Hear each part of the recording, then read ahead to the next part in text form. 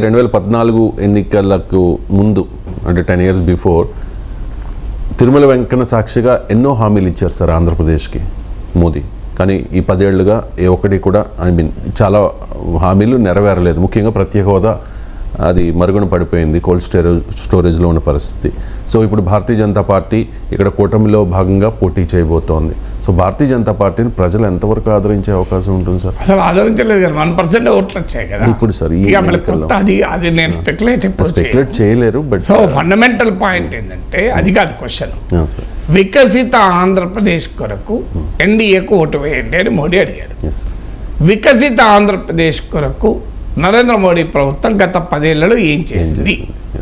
ఏమీ చేయలేదని చంద్రబాబు నాయుడు 2019 ముందు చెప్పాడు. అంటే అప్పటి వరకు అయితే ఏం చేయలేదు. 2019 ముందు చంద్రబాబు నాయుడు చెప్పాడు, జగన్ చెప్పాడు, ఇద్దరు చెప్పాడు ఏం చేయలేని. ఏం చేయలేని చెప్పకనే చెప్పడమే కాకుండా ధర్మ పోరాట దీక్షలు చేసి అసలు మోడీ దేశంలోనే ఉండొద్దు అన్నాడు. మీరు అప్పటి పాత వీడియోలు చూడండి. అసలు మోడీకి దేశంలో ఉండే అర్హత లేదు అన్నాడు. రాష్ట్రమే కాదు దేశం కూడా. అందువల్ల మోడీ ఏం చేయలేదని చంద్రబాబు నాయుడు చెప్పాడు. పోనీ 2000 అంటే చంద్రబాబు నాయుడు ముఖ్యమంత్రిగా ఉన్నప్పుడు చేయలేదు, జగన్మోహన్ రెడ్డి ముఖ్యమంత్రి అయినాక రాష్ట్రానికి మేలు చేశాడు, అది చెప్పమనండి చంద్రబాబు నాయుడు. సో నేను ముఖ్యమంత్రిగా ఉన్న రోజుల్లో చేయలే, అందుకే నేను బీజేపీతో తెగదెంపులు చేసుకున్నా.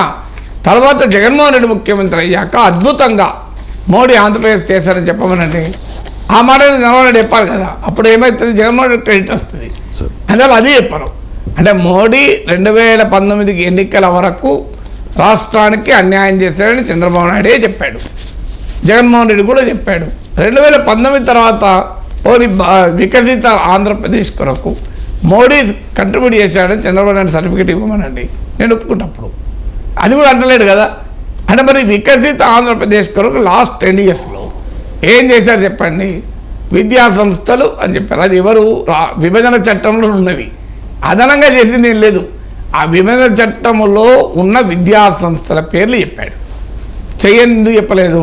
కడప స్టీల్ ప్లాంట్ ఎక్కడ పోయింది? సో మీకు పెట్రోకెమికల్ కాంప్లెక్స్ ఎక్కడ పోయింది? అసలు అందువల్ల ఇక్కడ మీకు వికసిత ఆంధ్రప్రదేశ్కు మేము ఫలానా చేసాం 10 ఏళ్లలో అని చెప్పి ఆ వికసిత ఆంధ్రప్రదేశ్ కొరకు మళ్ళీ ఎన్డీఏకు ఓటేయండి అంటే అర్థం ఉంది. ఆ మాట మోడీ అనలే. ఎందుకు అనలేదంటే ఈ 10 ఏళ్ళుగా చేసినామంటే అక్కడ వేదిక పైన ఉన్న పవన్ కళ్యాణ్ ఏమీ చేయలేదని 2019 ఎన్నికలకు ముందు చెప్పాడు. పాచిపెన్న లడ్లు ఇచ్చాడు మాత్రమే. సో పవన్ కళ్యాణ్ పాచిపెన్న లడ్లు ఇచ్చాడు మోడీ అన్నాడు. చంద్రబాబు నాయుడు మోడీ ఏం చేయలేదు అసలు దేశంలో ఉండొద్దు అన్నాడు. ఇప్పుడు మోడీ అయితే నేను చేసినా అని చెప్తే ఎలా చెప్పగలడు? అందుకే నేను చేసినా అని చెప్పలేదు. వికసిత ఆంధ్రప్రదేశ్ కొరకు మేము చాలా చేస్తామన్నా చెప్పలేదు. ఒక్క విద్యాసంస్థల పేర్లు తప్ప ఇంకేం చదవలే. చేస్తామన్నాడు. Port led development, blue revolution భవిష్యత్తులో చేస్తామన్నాడు. 10 ఏళ్ళుగా చేసినామన్న దాని మీద విద్యాసంస్థ తప్ప ఇంకేం చెప్పలే. కారణం ఏంటంటే తన పక్కనున్న చంద్రబాబు నాయుడు పవన్ కళ్యాణ్లే ఏమీ చేయలేదని గతంలో చెప్పారు కదా. 5 ఏళ్ళు ఏం చేయలే అన్నారు. నెక్స్ట్ 5 yearsలో చేశారని చెప్పలేరు. ఎందుకంటే ఆ క్రెడిట్ జగన్మోహన్ రెడ్డి ప్రభుత్వం కలిసి చేశారని చెప్తే ఎందుకంటే మీరు ముఖ్యమంత్రిగా ఎన్డీఏలో ఉన్నప్పుడు చేయకపోవడం ఏంటి? జగన్మోహన్ రెడ్డి ఎన్డీఏలో లేకపోయినా చేయడం ఏంటని ప్రశ్న వస్తుంది కదా. అందువల్ల ముందు ఎక్స్ప్లెనేషన్ ఇవ్వాల్సింది.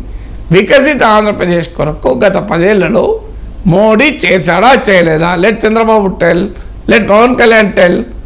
మోడీ చెప్పడం తర్వాత మోడీ చెప్పుకుంటాడు ఎట్లా? పోనీ జగన్ చెప్పమనండి, అది వీళ్ళు ఎవరు చెప్పరు. వీళ్ళు చెప్పే ధైర్యం చేయరు. చాలా క్లియర్గా అర్థమవుతుంది కదా వ్యవహారం.